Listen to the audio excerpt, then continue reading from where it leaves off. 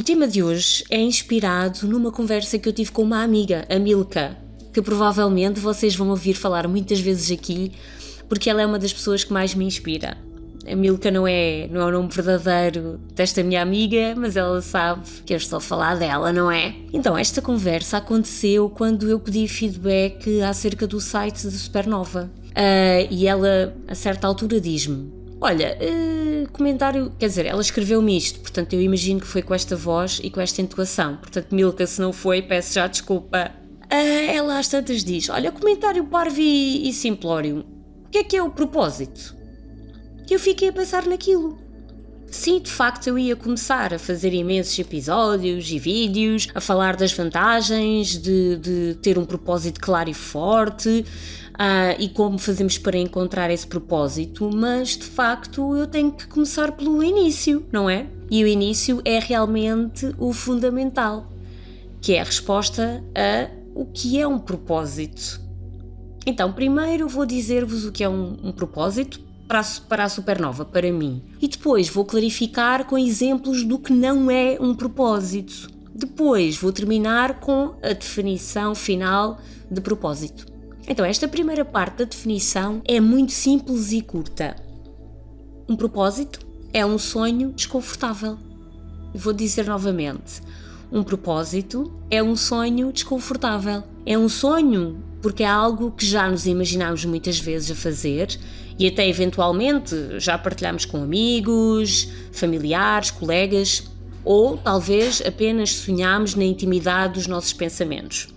Normalmente é algo que já nos persegue há anos, que permanece vivo e insistente nos nossos pensamentos, especialmente quando não estamos distraídos com as coisas, com o trabalho, com as pessoas e tudo o resto que acontece no dia a dia. Este sonho aparece quando estamos em silêncio, quando não estamos a ter outros estímulos externos. Ele é persistente e fica latente, como já mencionei, quando estamos distraídos com algo novo, mas depois volta. Nestes tais momentos de silêncio ou em momentos de elevada frustração e desmotivação. Quando temos uma crise e as nossas defesas mentais ficam abaladas, lá vem esta vozinha especial que volta a mostrar este sonho. Então, e porquê que é desconfortável? Porque embora seja um sonho, algo que acreditamos que seríamos extremamente felizes se fosse realidade, é também algo que parece inatingível. Normalmente, é algo para o qual existem várias barreiras que nos parecem impossíveis de superar. Seja a falta de dinheiro, falta de liberdade ou falta de oportunidades, parece estar fora do nosso controle conseguir este sonho. E parece que não podemos fazer nada para o conseguir. É algo que gostaríamos, mas simplesmente não é para nós. Se tivéssemos aquele dinheiro ou aquela possibilidade de sair daqui para acolá, ou se tivéssemos maior suporte familiar, ou se não tivéssemos tido aquele azar na vida ou aqueles pais, aí sim, aquele sonho seria possível.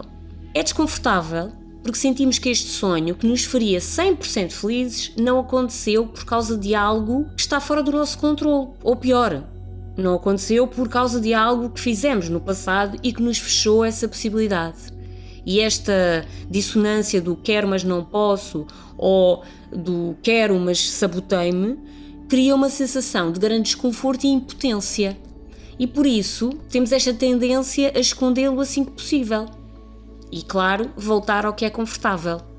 E dentro deste confortável temos os desejos. Então, os desejos não são sonhos, porque são percepcionados como atingíveis. Queremos algo porque normalmente acreditamos que o conseguimos ter. Pode haver mais obstáculos ou menos obstáculos, mas que é possível. Nós, de certa forma, acreditamos que temos as habilidades certas para superar os obstáculos que antevemos para conseguir atingir este desejo. E também, normalmente, acreditamos que quando este desejo estiver satisfeito, seremos felizes ou ficaremos muito mais felizes. Mas a coisa é que, assim que isso acontece, surge outro desejo, outra necessidade. Mais e mais. Nós tentamos preencher o vazio do nosso propósito verdadeiro com desejos que, na nossa percepção, são assim um bom compromisso, porque o propósito é muito difícil. É realista, certo? Mas estes desejos nunca são suficientes. Nunca são. Porque não preenchem o vazio que deveria ser preenchido pelo propósito. Então, ser um profissional reconhecido e famoso, ser mãe ou comprar aquele carro, não são propósitos, são desejos. E são desejos porque assim que forem satisfeitos, irão trazer uma alegria relativa, mas de curta duração. Porque em seguida virá logo um novo desejo. Agora quero ter 3 filhos, agora quero ter o carro desportivo, agora quero ser o dono da empresa. Um propósito verdadeiro, não tem esta característica de finitude. Não tem um princípio ou um fim, não se baseia na satisfação ou não satisfação e em expectativas pessoais de poder ou prazer. Um propósito está connosco desde sempre e mantém-se estável para sempre. O propósito não é algo que se obtém, mas é algo que se vive, é algo que se é. E a única coisa que muda é a forma como vamos exprimir este propósito. Por exemplo, o meu propósito é ajudar os outros a encontrarem o propósito deles ou delas. Hoje, eu posso exprimir esse propósito através de uma app que vou criar para as pessoas encontrarem o seu propósito. Mas amanhã, ou daqui a 10 anos, eu sou a diretora de um departamento de recursos humanos. Estas coisas parece que não têm nada a ver uma com a outra e até exigem skills e até backgrounds completamente diferentes, mas ambas respondem exatamente ao mesmo propósito. Com a app, eu estou a dar uma ferramenta tecnológica às pessoas para descobrirem o seu propósito de forma independente. Como diretora de recursos humanos, eu ajudo pessoas, mas desta vez cara a cara, a construírem uma carreira que se alinha com o seu propósito pessoal. Mas então porquê é que é um sonho e desconfortável? Porquê é que nós não vivemos todos para o nosso propósito? Porque há uma terceira característica num propósito verdadeiro. Qualquer propósito verdadeiro tem um impacto que vai para além de nós próprios e daqueles que estão imediatamente próximos de nós. É sempre destinado a ajudar a humanidade. E esta característica provoca esta separação entre propósito e desejo. Isto significa que teremos sempre de sacrificar um pouco do nosso próprio ego, com as suas exigências e desejos, para começar a navegar no nosso propósito. De uma certa forma, é um paradoxo, porque é o nosso propósito, mas não é nosso, é do mundo. Então, este propósito verdadeiro é um desafio que nos vai mudar completamente e também mudar o mundo. Então aqui deixa de haver uma fronteira entre o eu e o mundo, porque estamos a trabalhar na nossa evolução pessoal através da ajuda que damos ao mundo. Mas lá está.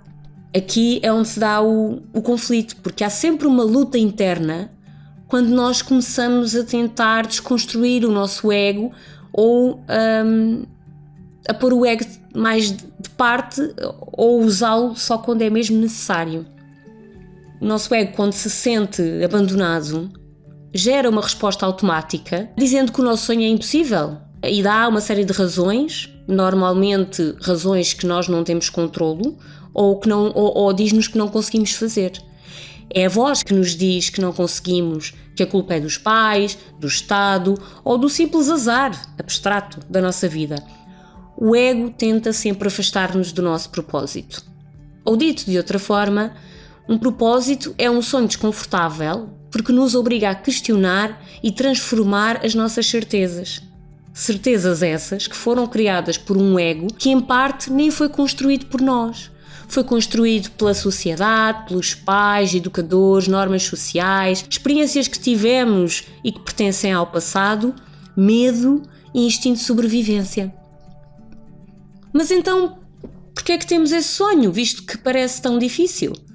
Porque existe uma parte muito profunda de nós que sabe que temos todas as habilidades e a mente, emoções e corpo certos para tornar esse sonho numa realidade. Nós fomos feitos para isso. Mas o nosso ego está mal direcionado e impede-nos. E eis então a definição final de propósito. Segundo a Supernova, ou segundo eu, um propósito é um sonho pessoal e desconfortável que o mundo quer que seja real. O que é que vos parece? Digam-me o que acham desta definição nos nossos canais sociais. Eu vou colocar os links na descrição do episódio e gostava muito, muito, muito de ter feedback vosso. Venham de lá esses likes e follows e comentários. Portanto, no próximo episódio eu vou explorar porque aqui um propósito verdadeiro não é apenas fundamental para as pessoas em geral, mas também para as empresas. Até lá, não se esqueçam de brilhar no vosso propósito.